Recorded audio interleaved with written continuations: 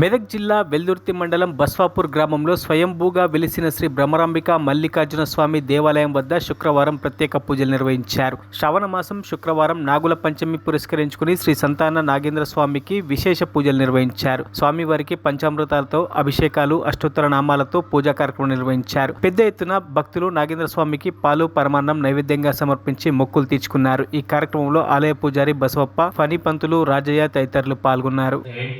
సహజల ప్రాణశరీరం పూజాతే శోభోమిసాం నిద్రాసమానసిదే సంసార ప్రదేహోపదక్షణాదే ఓం పూజయామి బహుక్షణాయ నమః శివపూజయామి ఓం మణిభూషణాయ నమః హళంపూజయామి ఓం సర్పరాజాయ నమః సర్వాణ్యంగాని పూజయామి నానార్థపరిమళపత్రపుష్పాక్షతాని.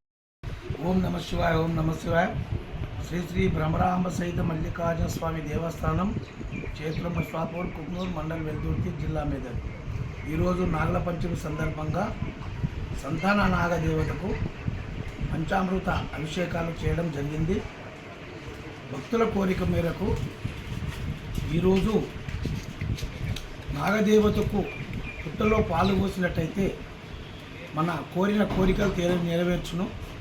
నాగేంద్ర స్వామిది ఒక పెళ్లి కాని వారికి కానీ, పిల్లలు కాని వారికి కానీ నాగదోషం అనేది ఉంటుంది. కాబట్టి ఈరోజు పుట్టల పాలు పోసిన, నాగదేవతకు నమస్కరించిన ఆ నాగదోషం అనేది తొలగిపోవును. కాబట్టి మహిళలు ఎక్కువ సంఖ్యలో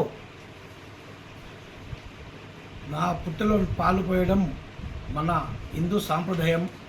ఈరోజు ప్రతి మహిళ కూడా పుట్టలో పాలు పోయడం జరుగుతుంది.